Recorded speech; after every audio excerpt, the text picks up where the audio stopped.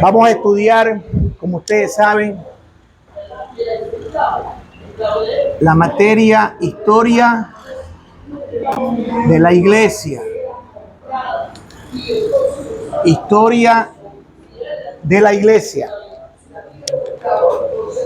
Habíamos ya hablado acerca de el texto de Mateo, capítulo 16, versículo 18, cuando dice el Señor Jesucristo, hablando al apóstol Pedro: y yo también te digo que tú eres Pedro, y sobre esta roca edificaré mi iglesia. Y sobre esta roca edificaré mi iglesia. Si nosotros respetamos la gramática estructural, entonces vamos a entender que este es un pronombre posesivo. Mi es un pronombre posesivo. El pronombre posesivo habla de posesión, habla de pertenencia. Entonces, este texto lo que nos está enseñando de quién es la iglesia, porque el que habla es Cristo. Cuando usted lee el texto en Mateo 16, 18, si nosotros respetamos las reglas de la hermenéutica, cuando uno lee un texto, debe hacer dos preguntas al texto. La primera pregunta es: ¿quién habla? Y aquí el que habla, ¿quién es? El Señor Jesús. Y la segunda pregunta, según la regla hermenéutica, es: ¿a quién habla? ¿A quién habla? Al apóstol Pedro. Y le dice: yo también te digo que tú eres Pedro, y sobre esta roca edificaré mi iglesia. Entonces, ¿de quién es la iglesia? La iglesia de Cristo. No es de la denominación, no es del concilio, no es de una determinada misión, no es de una asociación, ni tampoco de un pastor. Lamentablemente hoy muchos hemos perdido esa verdad bíblica y pensamos que la iglesia es de nosotros y que ustedes están a nuestras órdenes, cuando no es así. La iglesia, ¿de quién es? De Cristo. Y cuando hablamos de iglesia, estamos hablando de acuerdo a la palabra griega. La palabra griega es eclesia. Y la palabra eclesia, ya lo vimos la semana pasada, la palabra eclesia significa, significa salir fuera. Y la palabra eclesia en griego significa llamar o significa llamado. Entonces, cuando hablamos de iglesia, del vocablo griego eclesia, entendemos que son los llamados a salir fuera. Son los llamados a salir fuera. En este caso, Jesucristo establece la iglesia con judíos que están dentro del judaísmo. Los judíos están dentro del judaísmo. Y al formar Cristo con los judíos que están dentro del judaísmo y tomar este vocablo, porque este vocablo es un vocablo no eclesiástico ni litúrgico, es un vocablo pagano. La palabra eclesia, el vocablo griego eclesia, es un vocablo pagano. Entonces, lo que hace Cristo es hacer un llamado para que los que reciben este llamado salgan fuera. Y si son judíos los que reciben este llamado, salen fuera ¿de dónde? Salen fuera del judaísmo, porque ahora se forma la iglesia. Más allá de que Israel está siendo gobernado por ¿qué imperio? Romano. Salen fuera del sistema de Roma. Allá tiene que ir usted ubicando este vocablo. Son judíos, se entregan a Cristo, salen fuera del judaísmo. Israel está siendo gobernado por Roma, salen fuera del sistema romano y por ende van a salir fuera de todo aquello que no tiene nada que ver con el reino. Porque Jesucristo vino a establecer el reino. Mateo capítulo 6, versículo 33. Mas buscad primeramente, a buscar primero. Y cuando Cristo dice busca primero, a veces la gente pone el reino en otro puesto. Pone el reino en segundo lugar, en tercer lugar. ¿Por qué? Porque primero es él, o porque primero es el marido, o porque primero es la mujer, porque primero son los hijos, o porque primero es el trabajo, la profesión, el billete, porque primero es el mundo, o porque primero es el sistema. Cuando el Señor dice que tenemos que buscar primero el reino de Dios, el reino de Dios y su justicia. Entonces la iglesia está llamada a establecer el reino del Padre y su justicia, ¿verdad? Ahora, vamos a avanzar porque usted en su material, si le ponemos cuidado, el periodo de la iglesia, cuando hablamos de los periodos de la iglesia, cuando hablamos del periodo o los periodos de la iglesia, hay muchos que van a estudiar la iglesia en 6 periodos. Hay otros que pueden estudiar la iglesia en 7 periodos y hay otros que pueden estudiar la iglesia en 12 periodos. Eso ya dependerá de el profesor, el material, el seminario, el pénsul académico. Eso dependerá mucho de aquello. Más allá de que las 3 formas de estudiar la iglesia, 6 periodos, 7 periodos o 12 periodos, nos va a llevar al mismo fin, ¿verdad? Unos van a ser un poco más concretos, otros van a ser un poco más específicos, otros van a ser un poco más elásticos, pero todos van a llegar al mismo fin. Nosotros, como seminario, vamos a estudiar la iglesia en 7 periodos. Vamos a estudiar la iglesia en 7 periodos, tal como lo tiene aquí en su material, ¿verdad? Nosotros queremos ver de qué forma nos ayudamos con este material y vamos a estudiar la iglesia con este material. Ahora, entendiendo lo siguiente, el primer periodo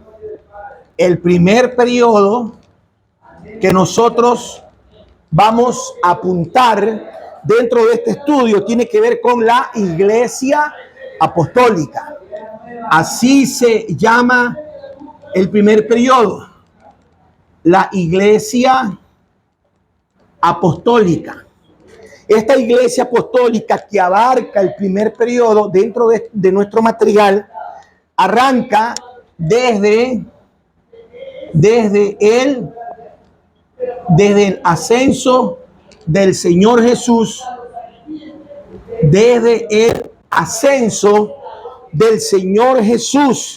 que prácticamente la cronología nos puede apuntar por los años 30 después de Cristo, y este primer periodo que se llama Iglesia Apostólica va a extenderse hasta la muerte del apóstol Juan, hasta la muerte del apóstol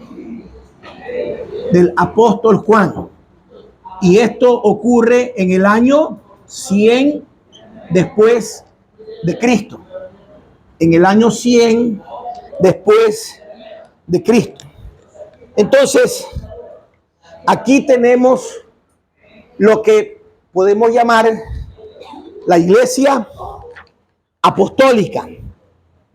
Y esta iglesia apostólica, dentro de este primer periodo, nosotros la podemos dividir en dos partes.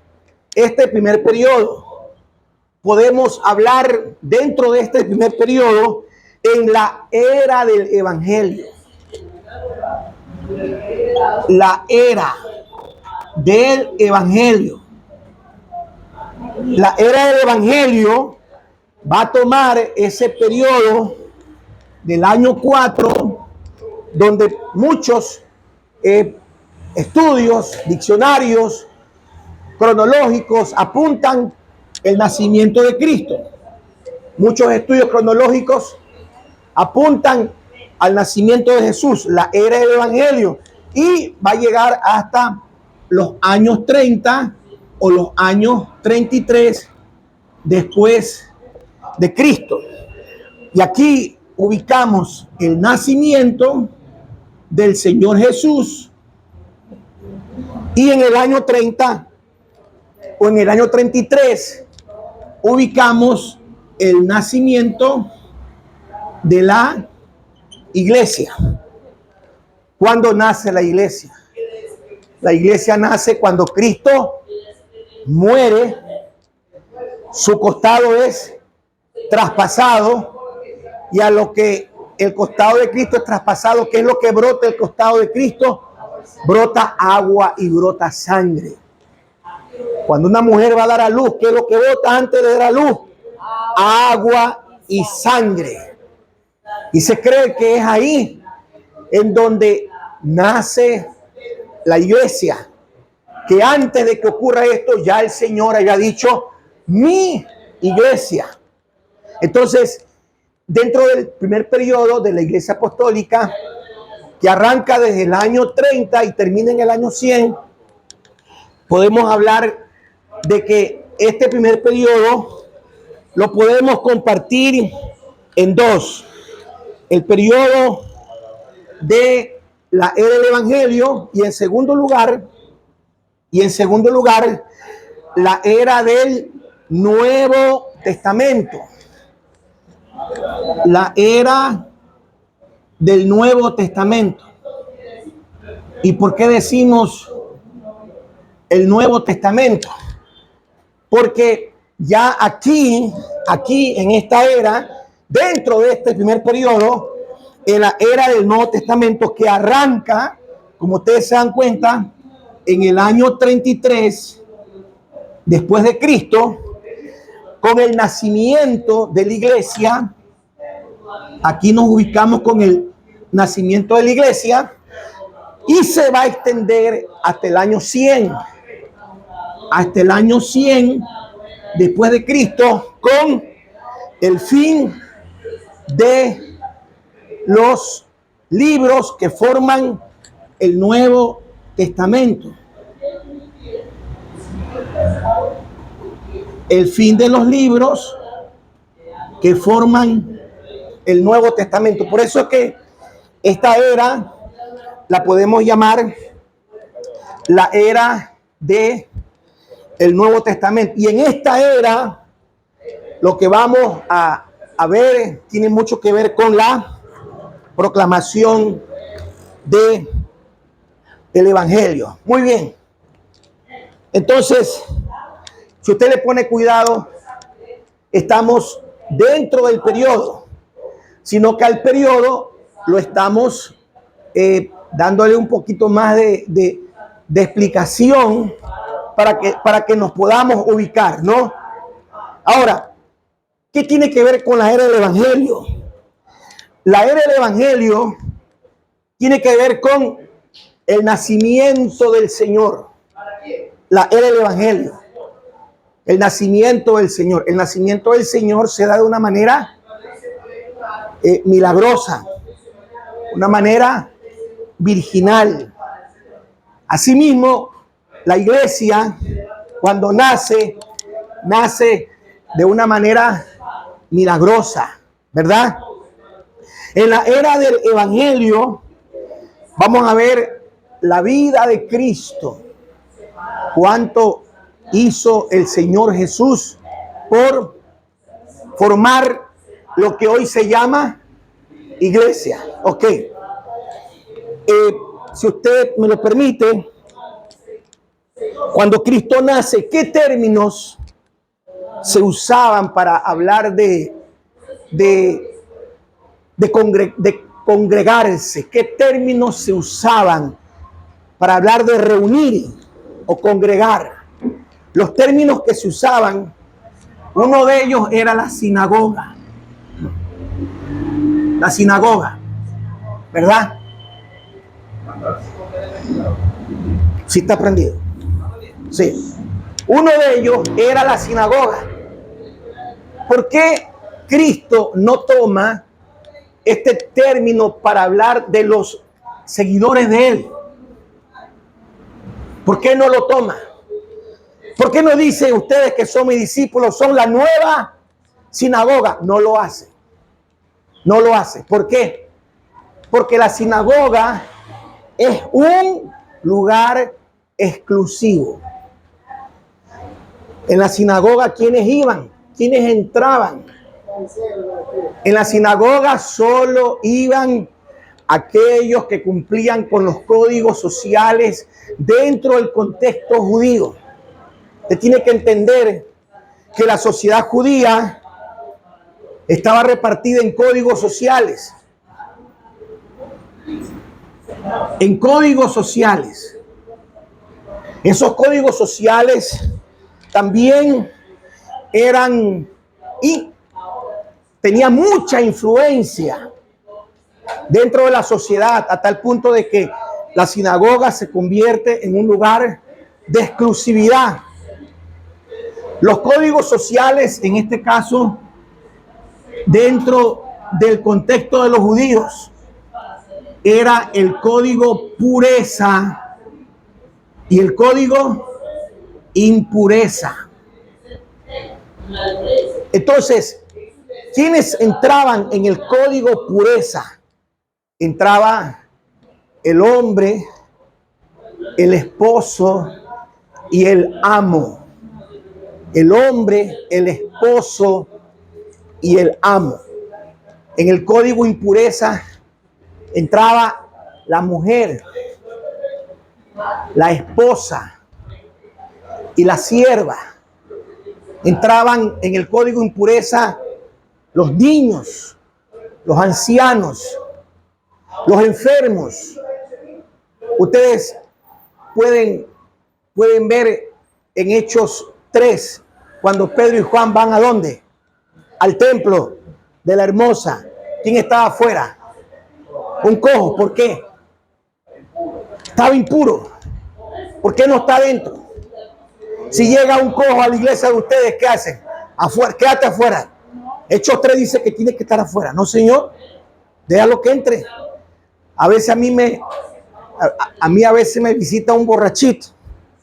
Entonces cuando me visita el borrachito, yo le pongo una silla a él y yo me pongo mi silla al lado de él. Claro, porque tengo que estarlo cuidando y decirle, esta es la iglesia, aquí no es tu casa. Y la demora que me hagas un relajo, o te controlas o te meto preso, así le digo. Llamo al 911, llega la policía y te me vas preso. Entonces el borrachito, ¿qué hace? Se pone juicioso, claro. Cuando usted le da esas explicaciones, ¿verdad? Hay otros que entonces, venga otro día, me dice. Venga otro día, está muy bien. Si usted lo cree, venga otro día, ¿no? Entonces, entendamos que la sinagoga no era un título para llamar a los seguidores de Cristo y congregarlos. ¿Qué otro término También en ese tiempo se usaba para congregar o reunir a las personas. ¿Qué otro término? El término templo. El templo. El templo de Salomón. El templo que hace Herodes para congraciarse con los judíos, ¿verdad? El templo. Ahora, ¿por qué el Señor no toma ese término, sino que toma el término iglesia? No toma el término templo porque el término templo está ligado con los sacrificios. ¿Los sacrificios de qué? De los animales. Porque en el templo se sacrificaban los animales, los corderos. Entonces, estos términos no van con el llamado que le hace el Señor a sus discípulos a la hora de congregarlos, a la hora de reunirlos. Entonces el Señor toma este término pagano llamado eclesia. Y claro, pues cuando usted revisa la Reina Valera, los diccionarios normales, comunes y corrientes van a decir iglesia, punto y raya, asamblea de llamados. Porque hasta cierto punto este término era usado por Roma. Cuando Roma quería convocar a su gente, enviaban un comunicado con el título eclesia. Y así convocaban, así llamaban a la gente para darles un anuncio, una buena noticia, ¿verdad? Porque Roma también daba buenas noticias y la palabra buenas noticias en el término griego, buenas noticias en el término griego, ¿cuál es el término griego para buena noticia? El término griego es evangelión.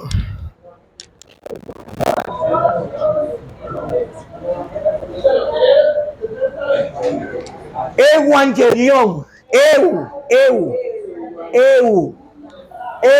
en griego es bueno, buenas. Angelión de ángelo, que significa mensajero o mensaje. Entonces aquí hay un buen mensaje, un mensaje dado por un mensajero. Entonces cuando Roma quería dar a conocer un evangelión, hacía una eclesia, hacía una convocatoria. Entonces estos términos que Roma los viene usando, el Señor los toma. ¿Para qué? Para que, como ya son términos familiarizados por un pueblo judío que tiene años ya gobernado por Roma, no les va a ser tan difícil de poder entender. Ahora, Cristo, ¿cómo llamó a los discípulos? Los llamó sus apóstoles. Apóstoles. La palabra griega es apostolos. Apostolos. Ese término apostolos en griego, ese término es un término pagano, lo usa Roma. Cuando Roma enviaba un apostolo, cuando Roma, después de haber hecho una guerra, estableció un territorio nuevo que lo conquista, y ahora Roma establece una guarnición de soldados romanos que tome el control del territorio conquistado. Y ahí Roma envía un apostolo. Ese apostolo que envía a Roma, ¿qué va a hacer en ese nuevo territorio conquistado por Roma? ¿Qué va a hacer? Él representa al imperio y va a establecer todo lo que es el imperio. Claro, va a establecer el idioma. ¿Cuál idioma? ¿Cuál idioma establece Roma cuando gobierna el mundo? Latín. Va a establecer el idioma, va a establecer las costumbres romanas, va a establecer los tributos, va a establecer la imagen del emperador. El apostolo representa a Roma, representa al emperador y va a establecer en ese territorio nuevo gobernado por Roma todo lo que es Roma. Entonces Jesucristo, cuando ya designa a los que van a ser enviados, los llama apostolos.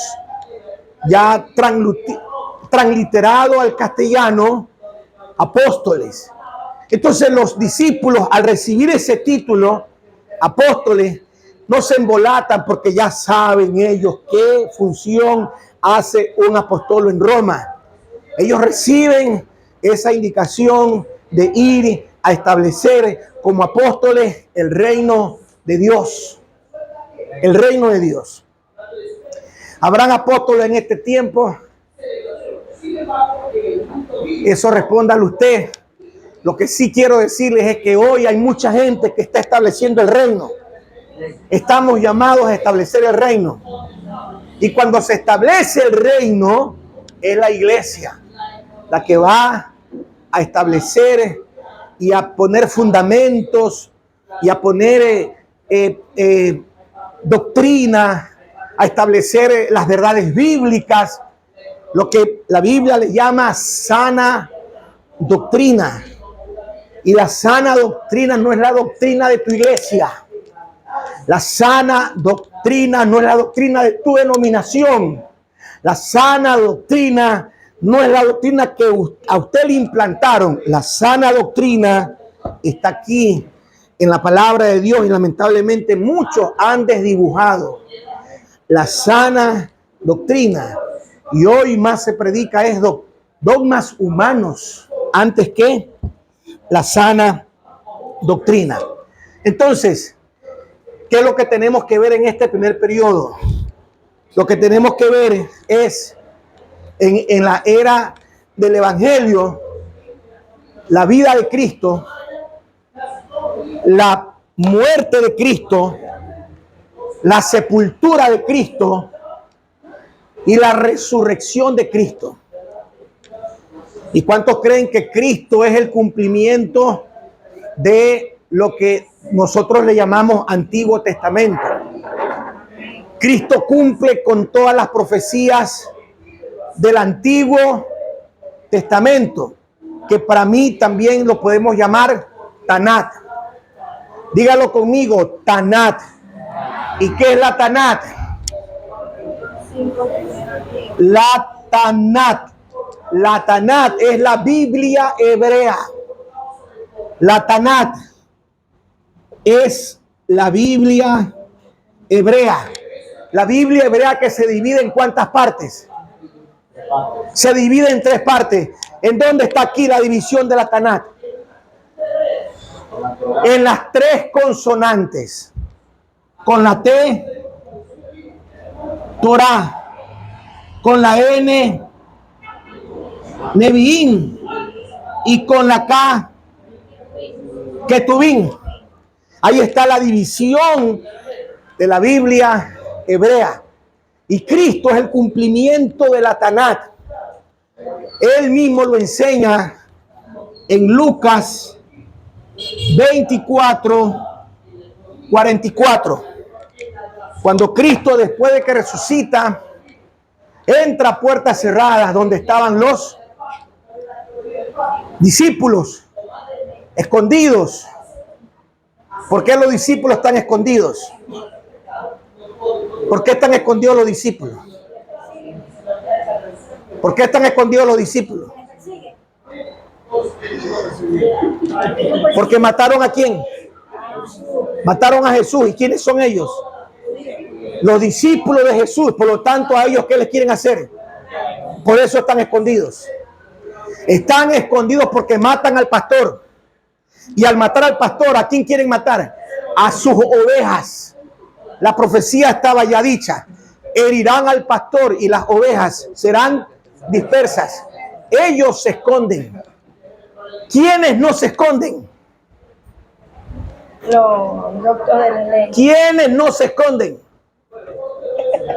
Las mujeres, pues. ¿Qué le pasa a ustedes? ¿Dónde es que se me van? ¿Quiénes no se esconden?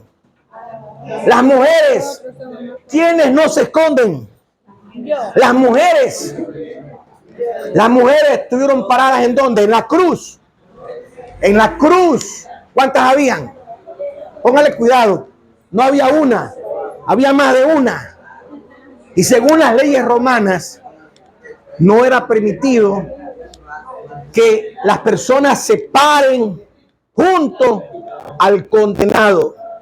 ¿Cuál es el condenado? El que está muriendo ¿en dónde? En una cruz. Ese es un condenado. Está muriendo en la cruz. Póngale cuidado. A los ladrones Roma no los mataba.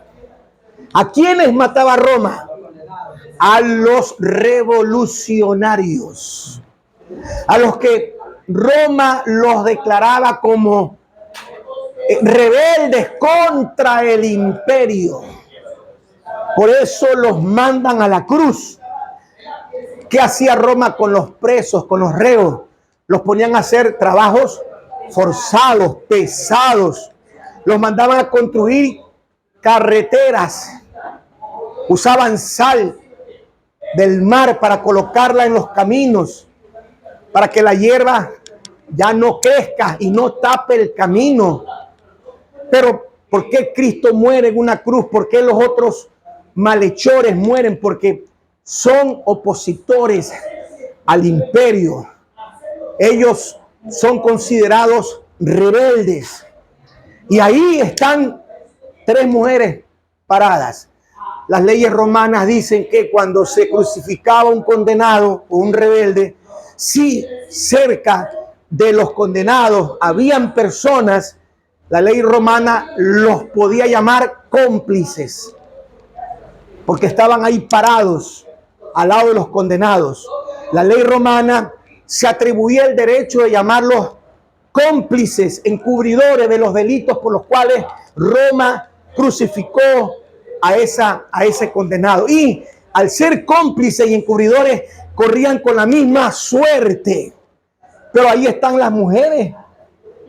Las mujeres no les importa lo que les vaya a pasar. No les interesa si Roma me quiere declarar cómplice de los delitos por los cuales este hombre ha sido condenado. Yo aquí me quedo. Y que Dios bendiga a esas mujeres valientes. ¿Cuántos discípulos tuvo Cristo? ¿Cuántos quedaron parados junto a la cruz? 1. Póngale cuidado. ¿Cuántos se congregan en tu iglesia? 10, 20, 30, 40, 50. ¿Cuántos realmente están parados junto a la cruz? 1. ¿Cuántos se congregan contigo en la iglesia? 10, 20. ¿Cuántos creen que se van al cielo? 1. ¿Y cuál es la característica de ese 1? Fiel. Juan. ¿Qué significa Juan? En el hebreo, fiel. Juan habla de fidelidad. Juan habla de lealtad. Juan habla de perdón. Juan habla de misericordia. Y que el Señor nos ayude a nosotros los pastores. Porque los primeros que se van al infierno son los pastores. Porque siempre estamos condenando a la gente. Y cuando un pastor condena, ese hombre está lleno de condenación. Hay que ser misericordioso.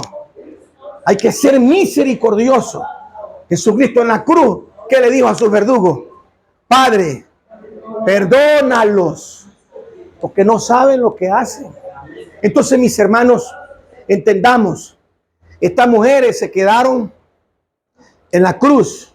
A Cristo lo bajaron porque ya venía el Sabbat. Lo entierran, lo llevan a la sepultura. Y luego, ¿quiénes van a buscar a Cristo al sepulcro? ¿Quiénes van a buscar a Cristo al sepulcro? Las mujeres. ¿Van con las manos vacías o van con las manos ocupadas? Van con las manos ocupadas. ¿Qué van llevando? Perfume. ¿Qué mujer no carga perfume? ¿Qué mujer no carga especias aromáticas? Toda mujer carga un perfume en el bolso. Carga alguna loción, algún fresquín, frolquín, pero algo carga. ¡Santo! Las mujeres, ahí está, póngale cuidado. Yo también cargo el mío por aquí, santo. Ellas fueron al sepulcro a regar especies aromáticas, una costumbre y cultura judaica. Y resulta que se encuentran con la piedra removida. Estamos en la era del Evangelio. La piedra removida. Y no hay nadie en la tumba y llora porque de pronto piensa de que alguien vino y robó el cuerpo. Y cuando va saliendo del huerto, póngale cuidado, no alcanza a ver y cree que es el hortelano el que se encarga del arreglo del huerto, el que se encarga de podar las hojas, poner agua a las plantas. Y le pregunta, ¿dónde han puesto al maestro? Y no era el hortelano. ¿Era quién? Era el Señor Jesús resucitado. Y cuando el Señor la vio, la llamó por su nombre. ¿Cómo la llamó? María. María. La llamó por su nombre. Póngale cuidado que siempre en la Biblia, cuando el Padre trata con una mujer, se va a acercar. Pero cuando el Padre trata con el hombre, hace que el hombre se acerque. El hombre vaya, el hombre lo busque. Y esta mujer, viendo que era el Señor, ¿qué creen que quiso hacer? Lo quiso abrazar. ¿Y qué le dijo él? No me toques. Claro, no me toques. No es el momento, no me toques. Y así hay muchos que hoy también anhelamos abrazar al Señor. Eso de abrazarlo implicaba postrarse, implicaba agarrarlo de los pies, porque es una acción de reverencia. En el griego lo podemos definir con la palabra proskuneo. La palabra proskuneo en el griego. Y proskuneo en griego es postrarse, arrodillarse con la frente ¿en dónde? En el piso, proskuneo. Pero vamos a ir más adentro de la etimología griega. ¿Sabe qué es proskuneo? Proskuneo significa besar a Dios, besar al Padre. La Biblia dice que el cielo es el trono y la tierra el estrado. Y cuando usted se postra al estrado de los pies del Señor. Usted se postra. En San Juan 12 usted ve una mujer que coge un perfume y lo riega ¿en dónde? Lo riega en la cabeza y lo riega en los pies. Y así está esta mujer María, que lo fue a buscar al sepulcro y llevó especies aromáticas, porque estaba dispuesta a regar esas especies aromáticas a donde el Señor. Estoy dentro de la era del Evangelio. Entonces, mis hermanos, ¿por qué Cristo permite esto? ¿Por qué? Porque en un huerto una mujer pecó. Y en un huerto una mujer es restaurada. En el huerto la mujer peca. Y en el huerto la mujer es restaurada. Y lo que hace Cristo es restaurar a la mujer. La mujer que estaba dentro del código impureza, dentro de la sociedad de la cultura judía. Y que en la sociedad de la cultura romana, la mujer estaba dentro del código vergüenza. Entonces Cristo redime lo que era impuro y lo que era vergüenza, lo redime. Y más allá de eso, le da la tarea de anunciar el mensaje de resurrección, porque lo mandó a que busque a los discípulos. Diles que estoy vivo.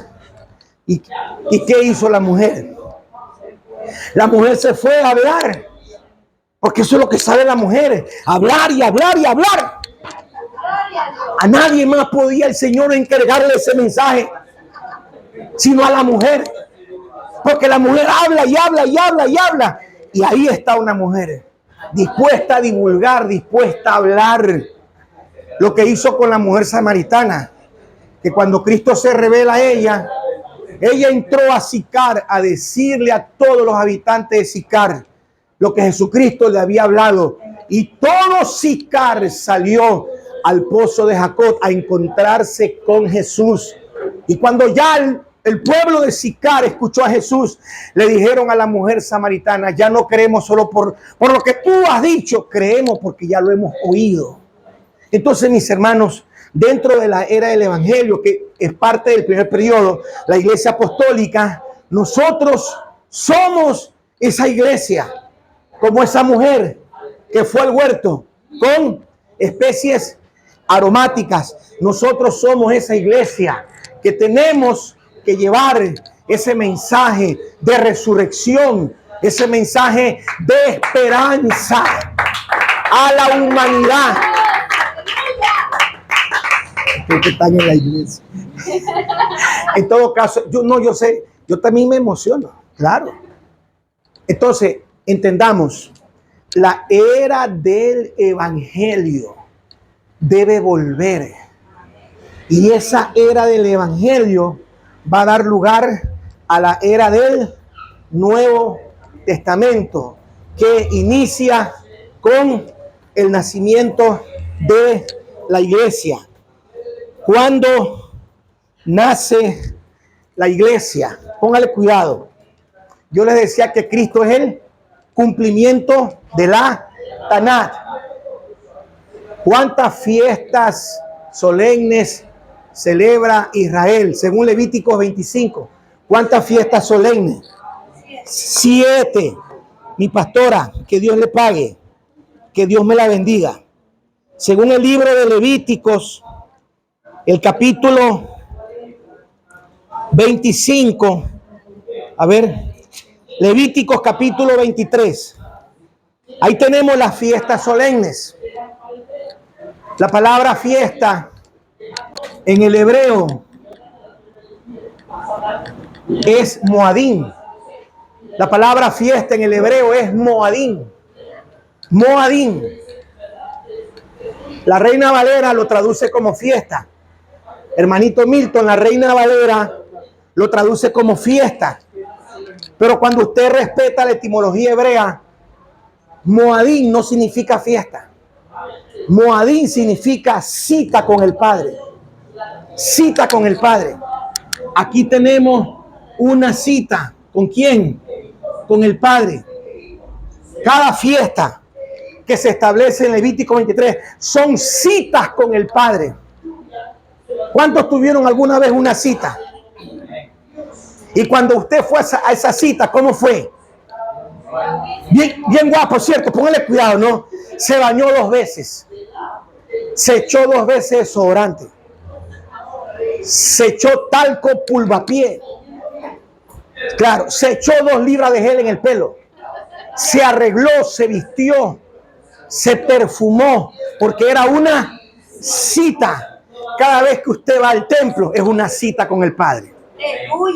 Cada vez que usted va al templo, cada vez que viene aquí al seminario es una cita con el Padre. Póngale cuidado. Ahora, si yo le sigo sacando los significados a moadín, moadín también significa ensayo. Ensayo. Todo lo que hacemos en la tierra, Cristian, es un ensayo. Porque el verdadero moadín está arriba. Está arriba. Lucas 15 dice que cuando un pecador se arrepiente, hay moadín en el cielo. Hay fiesta en el cielo. Póngale cuidado. Un 25 de julio del año 1984 hubo fiesta en el cielo. Hace 42 años, ¿no? Ya este 25 de julio cumplo 42 años de vida en Cristo. Y como yo sigo en Cristo, el cielo sigue de fiesta. Santo. El cielo sigue de fiesta, santo. Entonces, ¿cuántos moadín enseña Levítico 23, 7? Ya lo dijo la pastora Virginia. Póngale cuidado. Los moadín se cumplen en Cristo. Los moadín son sombra de la realidad. Cristo cumplió la sombra. El moadín es el tipo del antitipo. Todo lo que está en el Antiguo Testamento, respetando la hermenéutica especial, las figuras literarias, como es el tipo, el antitipo. Entonces, Las fiestas son sombra. Cuando Cristo viene, es la sustancia, es la realidad. Primera fiesta, Pascua, en hebreo, Peshat. ¿Dónde la cumplió? En la cruz. Cristo en la cruz, el Peshat. El Peshat, la Pascua. De ahí al siguiente día, la segunda fiesta, panes sin levadura, en hebreo, Moadin Hat Mashat. Moadin Hat Mashat. Se cumplió en Cristo, en su muerte. Cristo muere. Cristo es el verdadero pan del cielo. ¿Y por qué sin levadura? Porque la levadura, el 95% en el contexto bíblico apunta a algo negativo. En este caso, algo que corroe, que corrompe. El 95%. Porque siempre se rescata un 5% de la levadura cuando el mismo Cristo la usa para hablar de la extensión del reino. El reino de los cielos es como una levadura. Ahí simplemente es un 5%, pero el 95% de la levadura tiene que ver con algo que corroe. La levadura corroe la masa, corroe la harina. Y por eso es que el Padre le dice a Moisés, cuando salgan de Egipto, tienen que amasar la harina sin levadura, para que la harina se conserve y no se pudra, porque tienen que caminar por el desierto. Y en el desierto no hay Coca-Cola, no hay hamburguesa, no hay arroz con pollo, no hay chaulafán, no hay tripita ni tripota, no hay es nada. No hay. Ellos van a caminar y a caminar. Va a haber arena, va a haber sol y va a haber harina sin levadura. Entonces, esa fiesta del Moadin Hat Mashat, panes sin levadura, es Cristo sepultado. El pan vivo que descendió del cielo. Y de ahí viene la tercera fiesta, porque en el día 14 del mes de Abib, o ya en la época del cautiverio, este mes de Abib pasa a ser el mes de Nisan. Y ahí usted ve la camioneta Nissan, el auto Nissan. ¿Se han visto esa marca? Ese título ya los judíos lo rescatan después del cautiverio, porque pasan por 70 años de cautividad. Entonces ya no le llaman Abib, sino le llaman Nisan. El día 15, Hat Mashat, y el 17, la fiesta del Moadin Bikurim. El Moadin Bikurim en hebreo es las primicias. Las primicias. Y esas primicias se cumplen en la resurrección de Cristo. Hoy nosotros hemos hecho el culto de las primicias para sacar plata. Error. Error. ¿Quieres plata? Anda a trabajar. Vago, ocioso. ¿Quieres plata? No. ¿Quieres predicar las primicias? Tienes que hacer ver que la fiesta de las primicias es la resurrección de Cristo. Ese es el mensaje de las primicias. Cristo se levanta de los muertos. Cristo se levanta con una vida nueva. Un cuerpo glorificado. Y nosotros somos primicias en Cristo. Póngale cuidado. La primera cosecha, porque son 7 fiestas, Levítico 23. Y las primicias es la primera cosecha. Porque en las 7 fiestas, ¿cuántas cosechas entrega Israel? 3. 3 cosechas. Y aprenda, no es una primicia, son 3. Hay 3 cosechas. La primera cosecha. En el Bikurim entregan la cosecha de la cebada. La cosecha de la cebada. Por eso es que van a llevar esos ramos, esa cebada. La entregan al sacerdote. El sacerdote la mece. Y la parte que le corresponde al sacerdote se queda con él. Y el resto queda para el judío. Ya el resto queda bendecido para que el judío siga cosechando. Pero la fiesta del Bikurim apunta a Cristo. Y si Cristo ha resucitado en tu vida, tú eres primicia para el Padre. Somos primicias para el Padre. De ahí corren 50 días. Eso enseña Levítico 23. Y al cabo de los 50 días, viene la cuarta fiesta, el cuarto Moadín. El cuarto Moadín en hebreo se llama Sabuot. Sabuot, que significa la fiesta de las semanas. ¿Cuántas semanas son, hermana Rubí? 7 semanas. ¿Y 7 por 7 cuánto es?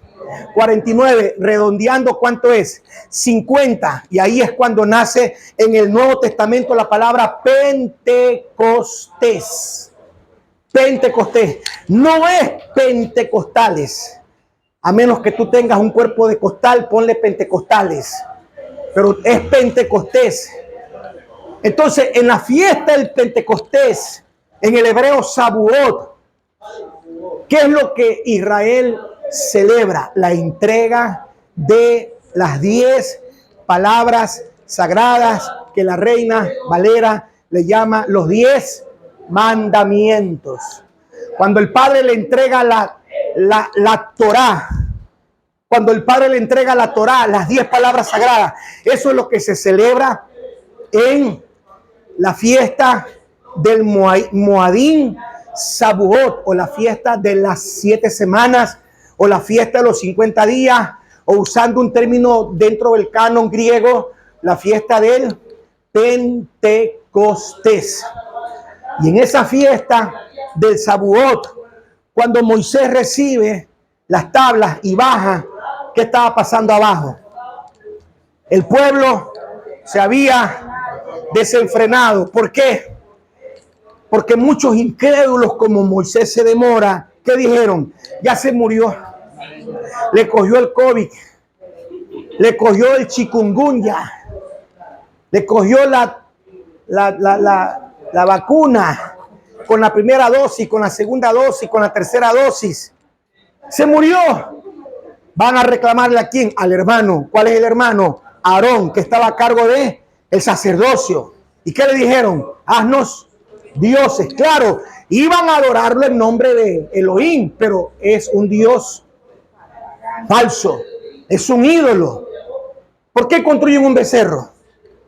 Porque ese becerro es una imagen de los tantos ídolos que conocieron en Egipto. ¿Cuánto tiempo estuvieron allá esclavos? 430 años. Sáquese pues 430 años de su vida. Si usted que apenas tiene 30 no sabe qué hacer con esos 30 que ha vivido sin Cristo, no sabes qué hacer. Sácatelo a patadas. Sácatelo a puñete. Porque hay mucha gente que ahora con esto de la guerra espiritual anda queriendo sacar los diablos a todo el mundo. Primero sácate tus propios diablos. Y no molestes a la gente. No molestes a la gente. Entonces, entendamos. Cuando Moisés baja y se entera de ese becerro, dio la orden de que lo derritan, lo mezclen con agua. Y me perdone la expresión lingüística. Y les den de tragar a toditos. Y ahí murieron ¿cuánto? Como 3,000. Y ahí, ¿quiénes rodean a Moisés? Y le dicen, nosotros no hemos participado en nada. Los levitas urbanos lo rodean a Moisés. Y ahí Moisés consagra a los levitas para el cuidado de la gloria de Dios, el cuidado de la santidad del pueblo. Los levitas son consagrados ahí. No es en una ceremonia filantrópica, apoteósica, donde usted va con su buena ropita, su buen bañito, su estola. No. Fue un momento donde había que decidir: o vives o mueres. O vives o mueres. Y mire, en esa fiesta del Moadín Sabuot, que es la cuarta fiesta que se la conoce como Pentecostés, ahí se presenta la segunda cosecha. Y la segunda cosecha es la cosecha de trigo. ¿En qué fiesta descendió el Espíritu Santo? Hechos capítulo 2. En la fiesta del Pentecostés, en la fiesta del Moadín Sabuot. Por lo tanto, los 120 representan esa cosecha de trigo que Cristo había ganado.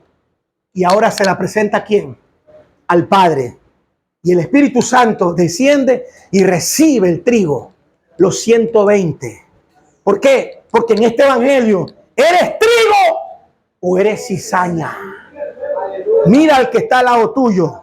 ¿Eres trigo o eres cizaña. Seas blanquito o prieto, eres trigo o eres cizaña. Aquí usted ve con este cuerpo caribeño, prieto, trigo, para el Padre, ¿verdad? Entonces, estas 4 fiestas se cumplen en Cristo. ¿Cuántas fiestas más faltan? De acuerdo a Levíticos 23, ¿cuántas fiestas más faltan? 3. ¿Cuántas fiestas más faltan? 3. ¿Cuál es la siguiente? La fiesta de las trompetas. En hebreo, shofar. Shofar. Otro nombre para trompeta, terúa. Terúa o shofar. La fiesta de la trompeta. Y esta fiesta de la trompeta se alinea con el rapto de la iglesia.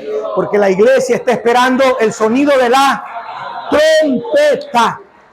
Y ahí viene la fiesta número 6.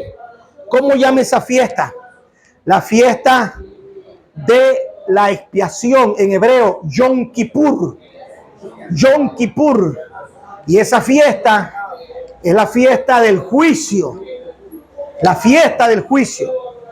El Yom Teruah en Israel es la trompeta que suena para que Israel se alinee con el Moadín que se acerca. Porque entre el Teruah y el Kippur hay 10 días de distancia. Pero antes del Teruah hay 30 días. Y en el calendario hebreo, esos 30 días corresponden al mes de Elul.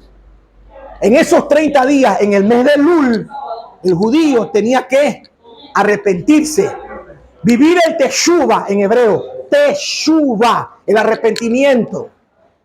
Y si pasaba el mes de Elul, los 30 días, y el judío no se arrepentía, llegaba el Teruah, sonaba el shofar, sonaba el cuerno, y al sonar el Teruah, el judío sabía que si en 30 días, mes de Elul, no se arrepentía, ¿cuántos días le quedaban? 10, para que se arrepienta. Y si en esos 10 no se arrepentía, el día de la expiación o el Yom Kippur para él era día de juicio. Pero si en esos 10 se arrepentía, el día de la expiación o el Yom Kippur para él era el día del perdón. O es el día del perdón o es el día del juicio. ¿Quién lo decide? ¿El diablo? No. ¿El Padre? No. Uno lo decide. Entonces entendamos que nosotros debemos siempre vivir en el Teshuvah, vivir arrepentidos. Muchos dicen que el Señor ha retardado su promesa, pero dice es paciente, no queriendo, sino que todos procedan al Teshuvah, procedan al Teshuvah. Y después del Kippur pasan 5 días y viene la fiesta de los tabernáculos. En hebreo se llama Moadín Sukkot, tabernáculos. En todo caso, Cristo es el cumplimiento de todas estas fiestas. Las fiestas son el tipo, Cristo es el antitipo. Y hoy nosotros como iglesia estamos a la expectativa de las trompetas, de la expiación y de los tabernáculos. Estamos a la expectativa. Nos toca a nosotros prepararnos. Mientras tanto, la iglesia continúa en la era del Nuevo Testamento. En esta era ya se escriben todos los escritos que hoy nosotros tenemos como el canon del Nuevo Testamento. Con la ayuda del Padre, la próxima semana vamos a continuar, ¿sí?